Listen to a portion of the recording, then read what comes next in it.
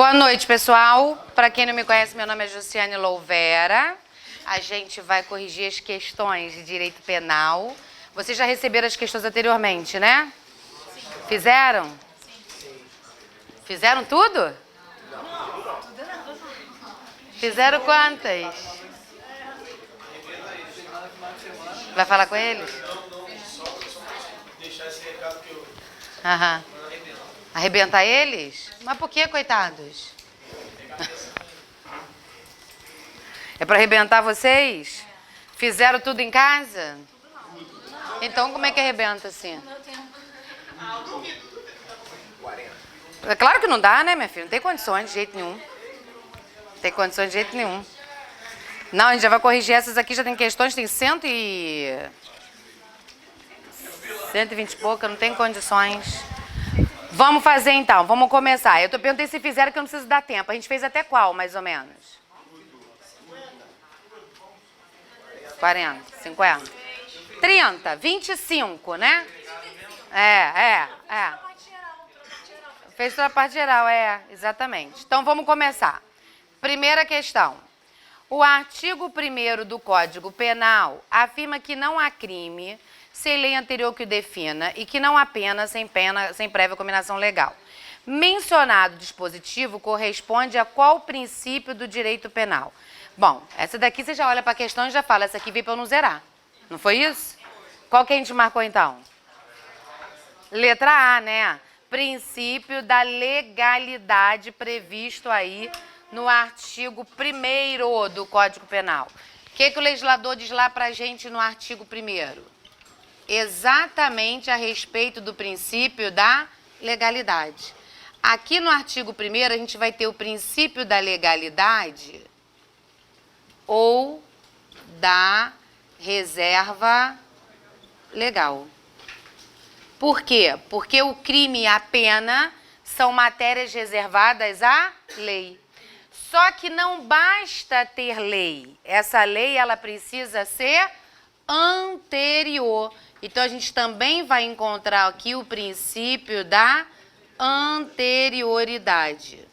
Por quê? Tem que ter lei e a lei precisa ser anterior. Josiane, legalidade ou reserva legal e anterioridade é a mesma coisa? Não, são princípios distintos. Legalidade significa dizer que é uma matéria reservada à lei. E lei em sentido estrito. Só se pode criar crimes e combinar penas com lei em sentido estrito. Não se cria crimes nem combina penas com resoluções, portarias, com medidas provisórias. Só se cria crime e combina pena, regra, com lei ordinária de competência da União. Excepcionalmente, é possível por lei complementar, desde que a União autorize os Estados a criarem um crime. Mas, em que pese a Constituição Federal trazer essa exceção, nós não temos nenhum crime criado através do Estado, por um motivo muito simples. O trabalho que a União teria para criar uma lei complementar, para autorizar o Estado a legislar sobre um determinado crime, é o trabalho que o Congresso faz para já criar o crime. Então, ele não deu essa oportunidade até hoje por conta disso. Mas a Constituição autoriza a lei ordinária de competência da União, admitindo os estados, desde que autorizado pela União por meio de lei complementar. Já tivemos essa autorização? Não. Tá claro? Então, é lei e lei em sentido estrito.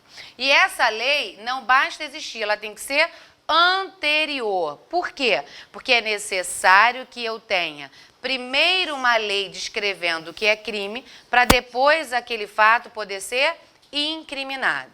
E essa lei precisa ser taxativa. Princípio da taxatividade. A lei penal, ela tem que ser taxativa, tem que dizer para a gente exatamente o que é crime, não pode deixar brechas, margens para a interpretação. É o que está na lei que vai ser admitido como crime. Ah, mas isso não é muito parecido com aquilo? Vou te dar um exemplo claro disso. Agora, com o pacote anticrime, nós tivemos algumas alterações. E nós tivemos, por exemplo, na lei de crime hediondo, a alteração do crime de extorsão. Nós tínhamos extorsão qualificada pelo resultado morte ou pela lesão corporal grave, como sendo crime hediondo, que era o artigo 158, parágrafo 2º do Código Penal. E aí, havia uma grande controvérsia, por quê? Porque a extorsão qualificada pela morte em razão da restrição da liberdade da vítima, prevista no parágrafo 3º do artigo 158, não era considerado crime hediondo. Então, a doutrina inteira criticava dizendo o seguinte: não tem lógica você ter uma extorsão qualificada pelo resultado morte como crime hediondo e uma extorsão mediante restrição da liberdade da vítima com resultado morte não ser hediondo. Então, o que se pensou? Agora, com o pacote anticrime, a extorsão com restrição de liberdade da vítima, com a morte da vítima, passou a ser hediondo. Passou, só que o que eles fizeram? Uma burrice. Por que uma burrice? Eles tiraram o parágrafo 2º e inseriram o parágrafo 3º. Não tinha que tirar nada. Tinha que manter o parágrafo 2º e incluir o parágrafo 3º. Hoje de manhã, inclusive, eu estava dando aula da lei de crime hediondo e o aluno perguntou: mas, professora, agora à noite, antes de entrar aqui, um outro professor estava me ligando. Josene, você se ligou nisso? Eu falei: já me liguei, inclusive, dei aula disso hoje. E o que ele queria falar comigo? Queria dizer para mim exatamente: se você olhar a redação que está no artigo 1º, inciso 3 da lei de crime hediondo, ela vai dizer o quê? Extorsão com restrição de liberdade da vítima, ou em razão da morte ou lesão corporal grave. Ele falou: se está escrito isso lá, a gente não pode interpretar que também está abarcando o parágrafo 2º. Eu disse para ele: não. E por que não? Porque no final da redação do artigo ele coloca entre parênteses 158, parágrafo 3º. Se ele quisesse que essa morte e essa lesão corporal grave fosse do parágrafo 2º, ele tinha que ter feito como fazem todos os outros incisos. 158, parágrafo 2º e parágrafo 3º. Então, a gente não pode ter analogia e malam partem. E nem pode ter interpretação extensiva no direito penal para prejudicar. Então, quando a gente fala em princípio da legalidade, não basta ter lei que define. Essa lei tem que ser anterior e ela tem que ser taxativa. A mesma coisa aconteceu com o crime de furto. O furto praticado com explosivo é crime hediondo, mas o roubo do explosivo não. Mas você não é muito mais... Olha só, se é muito mais grave se não é, está escrito ali? Não. Se não está escrito, não é crime hediondo, por causa da taxatividade. Fala. Oi? Não, não, mas está quando houver a restrição de liberdade da vítima. Você tem duas extorsões com resultado morte, a do parágrafo 2º e a do parágrafo 3º. A do parágrafo 2º saiu. Se eu extorciado pela restrição de liberdade da vítima. Isso aí, esse é o parágrafo 3º. Se só morrer, não é. Só se tiver... Não, mas o parágrafo 2º era só se morresse ou se tivesse lesão corporal grave, sem a restrição de liberdade da vítima. O que está aí é só o parágrafo 3º. Ele tirou o parágrafo 2º. Entenderam? Então, assim, eu não posso interpretar que é a mesma coisa, porque não é a mesma coisa, por causa da taxatividade, tá? Então, aí é realmente a letra A, princípio da legalidade. Letra B, princípio da proibição de pena indigna. Gente, o princípio da proibição de pena indigna, ele se fundamenta no princípio da dignidade da pessoa humana. É um princípio que rege o direito penal? É. Mas é o princípio que rege o direito penal que diz que não há crime sem lei anterior que o defina? Não, não tem nada a ver. C, princípio da proporcionalidade. Também é o princípio que rege não apenas o direito penal, mas o direito como um todo.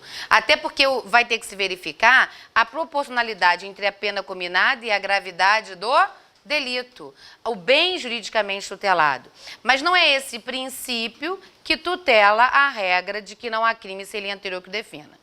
Princípio da igualdade é outro princípio que tutela todo o direito, não apenas o direito penal, mas não diz respeito à anterioridade ou à legalidade. Princípio da austeridade. Na verdade, o princípio da austeridade é o princípio do direito econômico. Ele nem é do direito penal. Ele vai tratar, na verdade, do rigor de controle de gastos do direito econômico. Não tem nada a ver com o direito penal. Aqui poderia estar, por exemplo, o princípio da alteridade, que é o que a gente chama de princípio da lesividade. Eu acho que eles quiseram colocar isso e acabaram errando e acabaram colocando o princípio da austeridade, que não é um princípio que rege o direito penal, e sim o direito econômico, porque ele diz respeito ao controle de gastos públicos e não diz respeito a crime de lei anterior que o defina. Então, não é a letra E. Correta realmente é a letra A. Alguém se perdeu? Te vi me olhando com uma cara tipo assim, me perdi. Não, não foi? Oi. O princípio da alteridade ou da lesividade é o princípio segundo o qual ninguém é punido por causar dano a si mesmo. Você precisa causar dano a terceiro. Você precisa violar bem jurídico de terceiros e não o seu. Alteridade ou lesividade. É. O princípio da alteridade significa que você não pode ser punido por causar dano a si mesmo. Por isso que se você se autolesionar, não é crime. A gente estava vendo isso hoje. A gente já estávamos fazendo uma questão sobre isso, sobre o suicídio. Inclusive tem uma questão número 29. Se suicidar não é crime. O que é o crime é participar dele. A gente estava querendo saber qual era o princípio da alteridade. que faltava, que era É. o princípio da alteridade. Que isso confronta o princípio da alteridade. Não, na verdade ele não confronta. Então quem escreveu não soube escrever exatamente o que queria. Porque a alteridade é o princípio segundo o qual, para que eu possa punir alguém, esse alguém tem que causar dano, tem que causar lesão a terceiro e não causar a si mesmo. Então assim, eu não puno alguém porque se automutilou ou porque tentou se suicidar. Eu puno aquele que te auxilia a se mutilar ou a se suicidar. Então, na verdade, ele não está confrontando com a sua alteridade, porque quem é punido é aquele que está causando lesão e não aquele que se causou. A senhora acha que vai chegar no número 29, na número 29? Provável que sim. Mas se não chegar na próxima aula, a gente já chega. Não, porque hoje essa número 29 deu problema de falar. É. Vamos lá, 2. Analise as assertivas e assinale a alternativa que aponta as corretas. Analisando, qual vocês marcaram?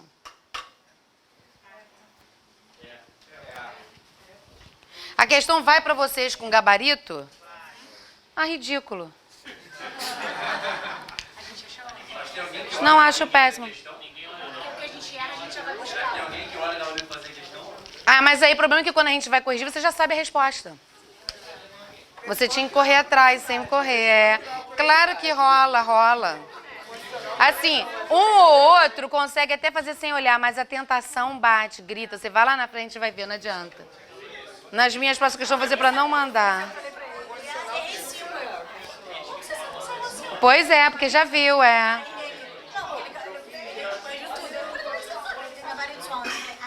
Tá. Então vamos lá, questão 2. Alternativa 1.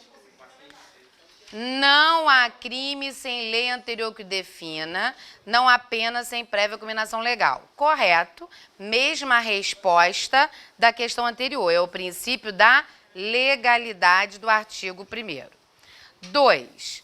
Considera-se praticado o crime no momento da ação ou omissão, ainda que outro seja o momento do resultado. Isso está certo, porque a gente está diante da teoria do tempo do crime, que é a teoria da atividade. Considera-se praticado o crime no momento da ação ou da omissão, artigo 4º.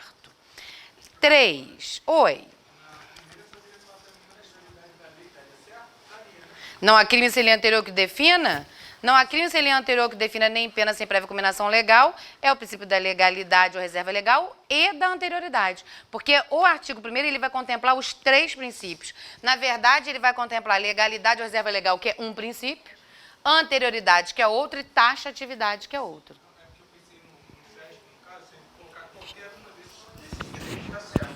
Aqui estaria os 3, os 3. 2. Mas para a Polícia Civil não vai ser 7, já sabe que é o ACP, né? Ah, tá. 2. Considera-se praticado o crime no momento da ação da omissão, ainda que outro seja o momento do resultado, esse já vimos, é o artigo 4º. 3. Aplica-se a lei brasileira sem prejuízo de convenções, tratados e regras de direito internacional ao crime cometido no território nacional. É o artigo 5º do Código Penal, tá certo? É o princípio da territorialidade. E isso também se aplica no CPP.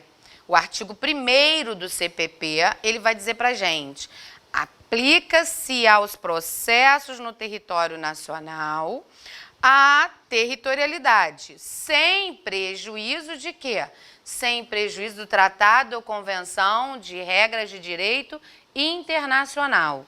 Então, a regra, tanto no penal quanto no processo penal, é o princípio da territorialidade, com uma diferença. No direito penal, você tem o princípio da territorialidade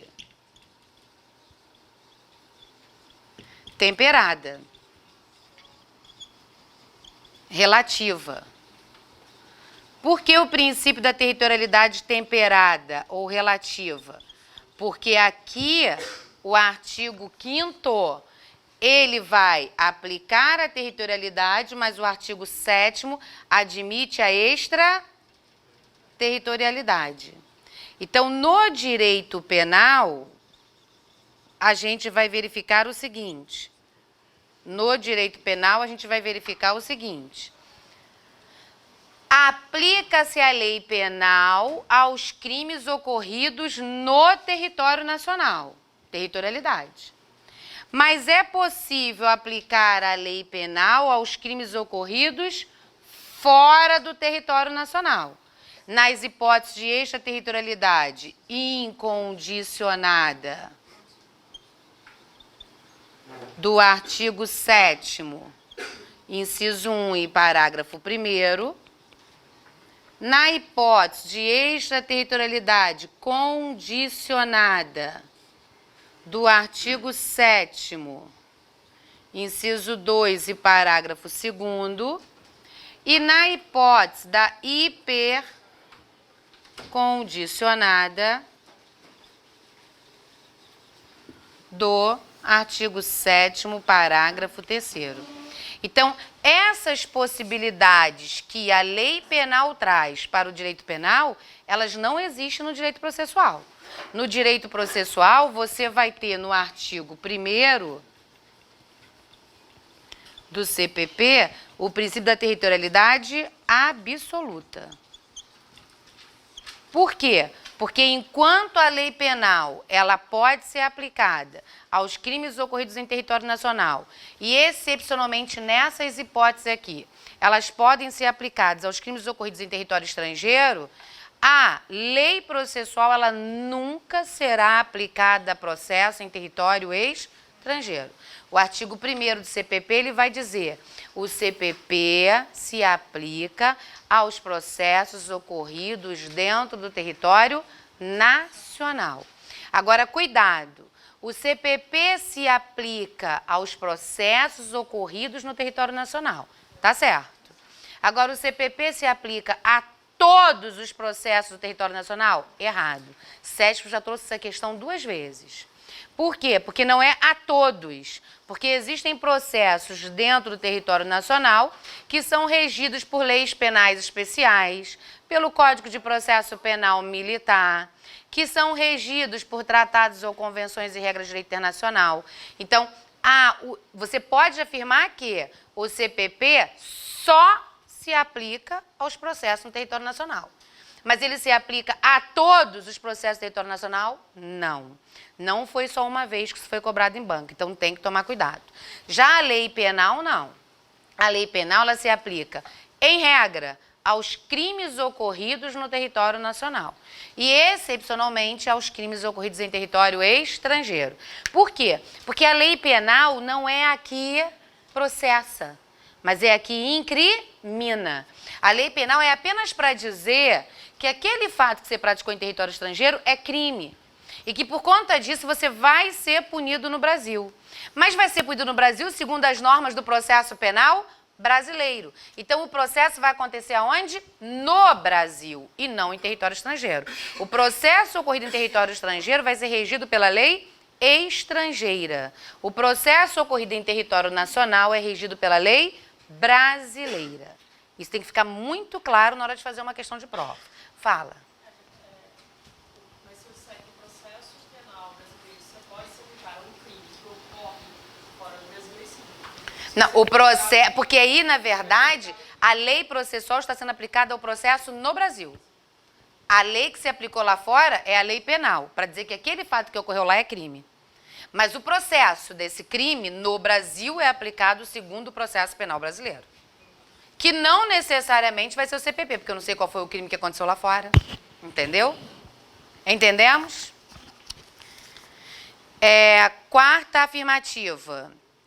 Considera-se praticado o crime no lugar em que ocorreu a ação ou a omissão, no todo ou em parte, bem como onde se produziu ou deveria produzir o seu resultado. Correto, artigo 6º do Código Penal, porque aqui nós temos a teoria da ubiguidade. Considera-se praticado o crime no lugar em que ocorreu a ação ou omissão, no todo ou em parte, bem como se produziu ou deveria produzir seu resultado. Por que o legislador ele criou essa teoria da ambiguidade?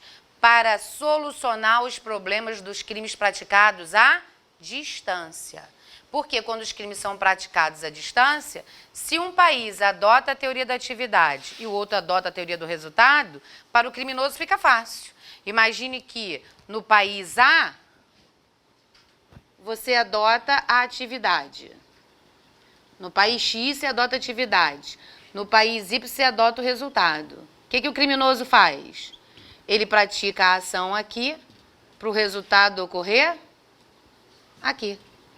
Aí ele nunca vai ser punido. Aí o que o Brasil fez? Aqui não. Aqui no Brasil, eu vou punir se aqui ocorrer a ação ou se aqui ocorrer apenas o resultado. Então, pôs uma bomba na Alemanha, praticou uma ação lá. Para a bomba explodir no Brasil, o Brasil não quer nem saber onde você pôs a bomba. Ele só quer saber que se explodiu aqui, que teve resultado, você vai ser processado no Brasil. Então, por isso que ele adotou a teoria da ubiguidade ou mista, diferente do tempo do crime que ele adotou a teoria da atividade. Josiane, aproveitando, já que a gente está no gancho, se a gente tem a possibilidade da teoria da ambiguidade, é porque existe a possibilidade dos crimes ocorrerem à distância. E se os crimes ocorrerem à distância, e essa situação for como essa que nós acabamos de apresentar, porque existe a possibilidade do crime ter sido praticado em território de países distintos, você pode ter o início da execução no território brasileiro. E o término no território estrangeiro. Você pode ter a execução no Brasil e apenas o resultado do crime no exterior. Você pode ter a execução e o resultado no exterior. Então, olha, você teve um crime praticado à distância, em que um crime foi praticado inicialmente no Brasil e término no exterior. Você, por exemplo, tentou atingir mortalmente alguém quando você estava em Foz do Iguaçu. A pessoa consegue se desvencilhar de fugir de você e entra no Paraguai. E lá você executa o restante da infração. Você praticou ato de execução no Brasil e você praticou ato de execução no território estrangeiro. Óbvio é que você teve ato de execução praticado aqui. Então, o Brasil vai poder te processar? Vai. Mas qual juiz do Brasil vai te processar nesse caso? O legislador vai dizer para a gente: quando há início de execução no Brasil e término de execução no território estrangeiro, é competente o juiz do Brasil, do lugar em que o resultado ainda que parcialmente deveria ter ocorrido. Por que ele diz isso? Porque é possível que o país de lá não puna aquela conduta. Então você vai ser processado no Brasil. Mas não teve resultado aqui, não tem problema. Onde que esse resultado, ainda que parcialmente ocorreria? Vai ser o juiz daqui que vai julgar isso. Agora, e se a execução é no Brasil? Toda a execução. E apenas o resultado é no exterior. Crime praticado literalmente à distância. Aí, então, a competência do juiz do Brasil, do último ato de execução. O juiz do lugar do Brasil onde houve o último ato de execução. Onde? No Brasil. Já que lá no exterior não foi praticado nenhum ato de execução. Aí, se eu tiver a execução e o resultado no exterior, em tese, se eu tenho a execução e o resultado no exterior, o que o Brasil tem a ver com isso? Em regra, nada. Mas pode acontecer um crime no exterior e o Brasil acabar julgando aqui? Pode. Quando? Quando eu tiver extraterritorialidade incondicionada, necessariamente isso vai acontecer. Quando eu tiver a condicionada ou quando eu tiver a hipercondicionada. Então, nessas três hipóteses aqui, o crime não ocorreu no Brasil, o crime ocorreu em território estrangeiro. E se o crime ocorreu em território estrangeiro, em tese, o Brasil não era para julgar nada disso. Mas o legislador vai dizer, lá no artigo 88 do CPP, que quando a execução e o resultado é no exterior, a competência é do juiz da capital do Estado, do Brasil, claro, que, por último, o infrator residiu no Brasil. E se ele nunca tiver residido no Brasil, é o juiz da capital da República, quando nunca tiver residido no Brasil. Então, sempre que a gente estuda a teoria da ambiguidade aí do artigo 6º do Código Penal, a gente tem que fazer esse estudo correlato com os artigos 70, parágrafo 1º, parágrafo 2º e 88 do CPP, para a gente saber como que isso se aplica processualmente falando. Então, a lei penal brasileira, a regra, se aplica aos fatos ocorridos dentro do território nacional. Mas, em relação ao lugar do crime, vai se considerar o local da ação, da omissão ou do resultado, até para a gente saber como que vai acontecer esse processo. Então, a questão, opção 4, está correta. Ficou, então, 1, 2, 3 e 4, corretíssima. Alguma dúvida aí? O início da execução no território brasileiro e o término no território estrangeiro. Se praticou ato de execução aqui, ato lá. Aí, depois, a senhora colocou o juiz Do Brasil, do lugar em que o resultado, ainda que parcialmente, deveria ter ocorrido. Porque se você praticou ato executório aqui, o resultado deveria ter ocorrido aqui se a pessoa não tivesse ingressado no território estrangeiro para continuar lá. Entendeu? Você saiu da outra turma? Que você está fazendo comigo? Não. Ah, porque amanhã tem aula. É, agora que eu estou ouvindo sua voz, eu falei, não é daqui. Eu faço lá. É. Dúvidas? Nenhuma? Entendemos tudo? Isso está dentro de jurisdição e competência. É porque quando dá as duas matérias assim, é bom porque fica bem ligadinho, né? Uma coisa fica amarradinha na outra. 3. De acordo com o Código Penal, analise as assertivas e assinale a alternativa que aponta as corretas. Ninguém pode ser punido por fato que lei posterior deixa de considerar crime, cessando em virtude dela a execução e os efeitos penais da sentença condenatória. Isso está certo ou está errado? Certíssimo, ninguém pode ser punido por fato que lei posterior deixa de considerar crime, cessando em virtude dela a execução e os efeitos penais da sentença condenatória, é o artigo 2º do Código Penal, né? Certinha. 2.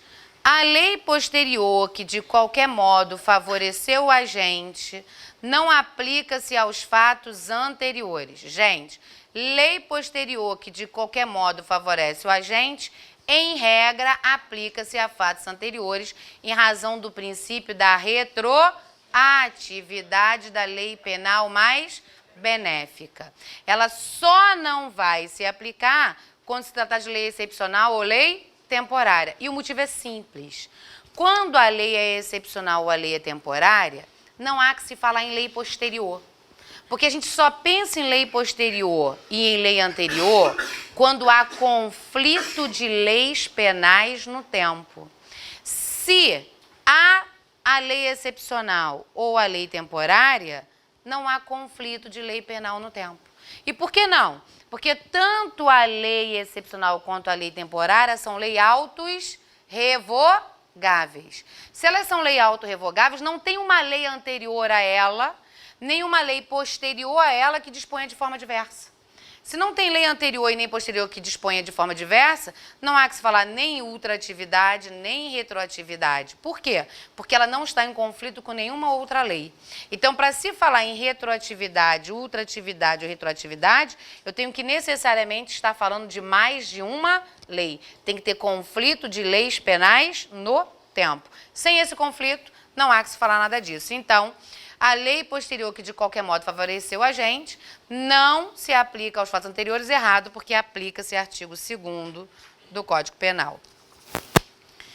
A lei excepcional ou temporária, embora decorrido o período de sua duração ou cessadas as circunstâncias que a determinaram, aplica-se ao fato praticado durante sua vigência? Sim, porque a lei excepcional ou temporária tem o que a gente chama de ultratividade da lei penal. Ela continua sendo aplicada e produzindo seus efeitos para os fatos que foram praticados durante a sua vigência, artigo 3º. 4. Considera-se praticado o crime no momento da ação ou omissão, ainda que outro seja o momento do resultado. Perfeito, esse é o tempo do crime, artigo 4º do Código Penal.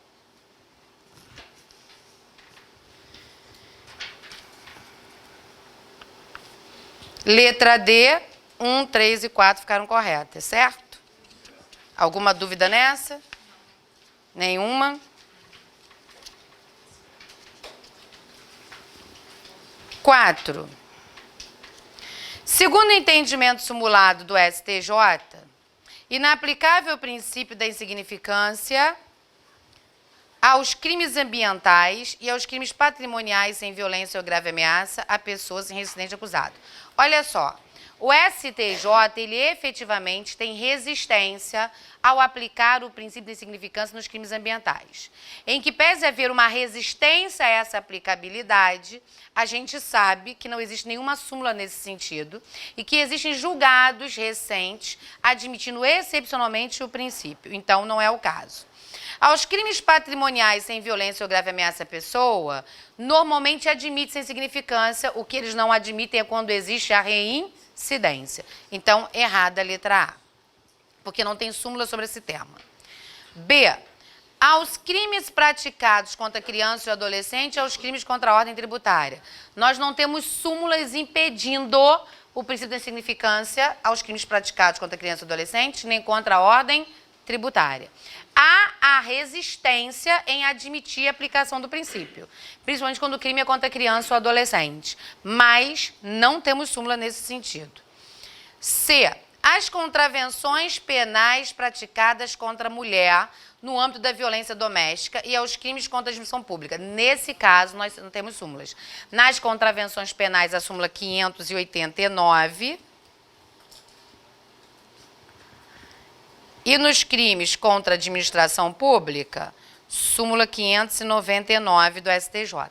Detalhe, O STJ já sumulou dizendo da inaplicabilidade do princípio da insignificância aos crimes contra a administração pública. Mas ele admite a aplicação do princípio da insignificância no crime de descaminho.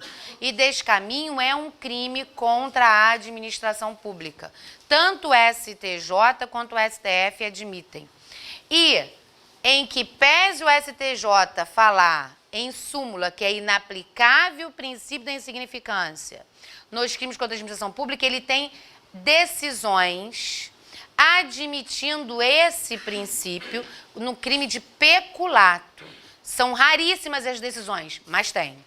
Então, normalmente, essas decisões são tomadas casuisticamente, caso a caso, quando se efetivamente analisa o caso concreto e vê que ali. Mas, em regra, para o STJ, não se admite a aplicação da insignificância nos crimes contra a administração pública. A exceção expressamente prevista é o crime de descaminho, quando o valor do tributo não ultrapassa R$20.000. Tínhamos uma controvérsia entre o STF e o STJ, porque o STF admitia já desde 2015 o valor dos R$20.000 e o STJ falava em 10 mil. Mas de 2018 para cá, o STJ acabou com essa discussão entre STF e STJ, até porque ele viu que não adiantava ficar fazendo guerra de força lá um com o outro, porque o que acontecia? Quando chegava no STF, o STF dava. Então, hoje, tanto o STF quanto o STJ admitem a aplicação do princípio da insignificância no crime de descaminho, contrabando jamais, só no descaminho, porque, na verdade, é o tributo que está envolvido ali, desde que esse valor não ultrapasse a R$20.000. Então, ele não admite a insignificância em razão da súmula, mas nessa situação a exceção existe e é aplicável. Oi.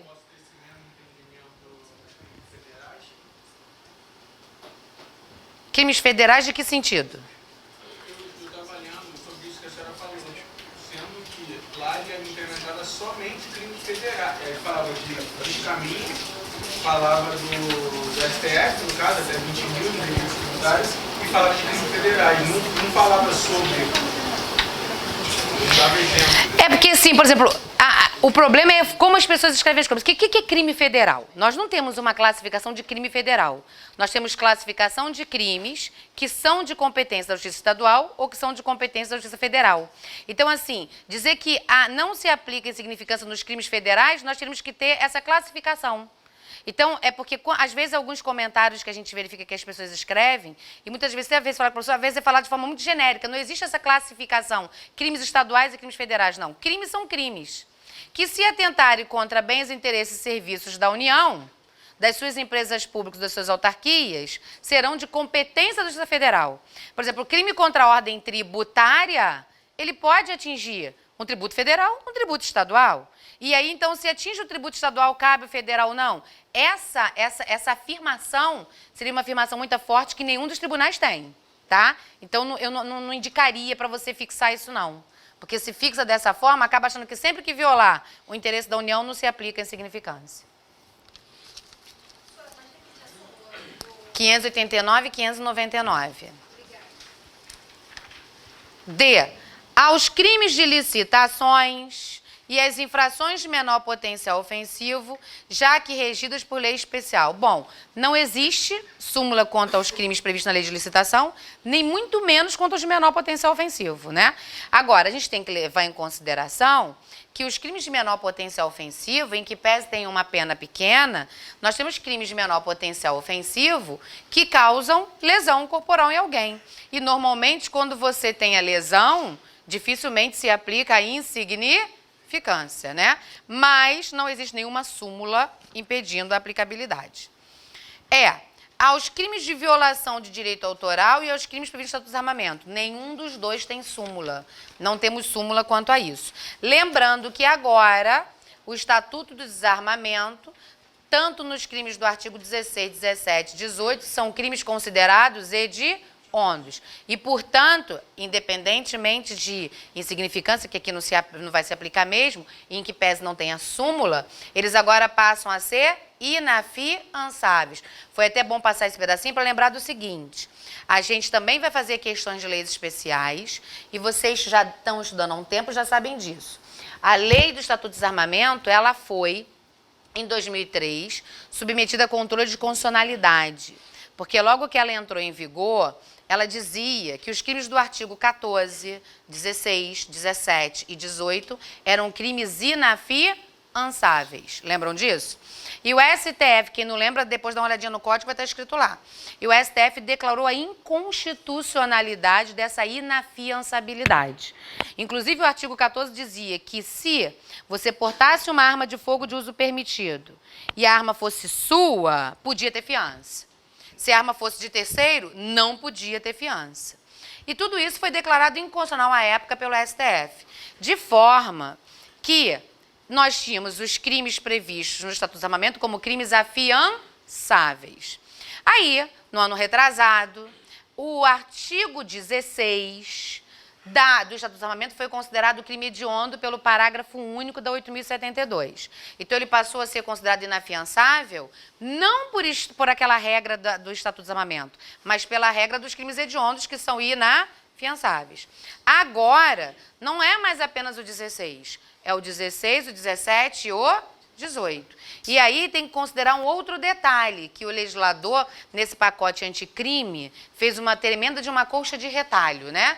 E uma tremenda de uma colcha de retalho mal feita, que se fosse minha avó, sem usar óculos e mesmo cega, há 10 anos, conseguiria fazer melhor que eles.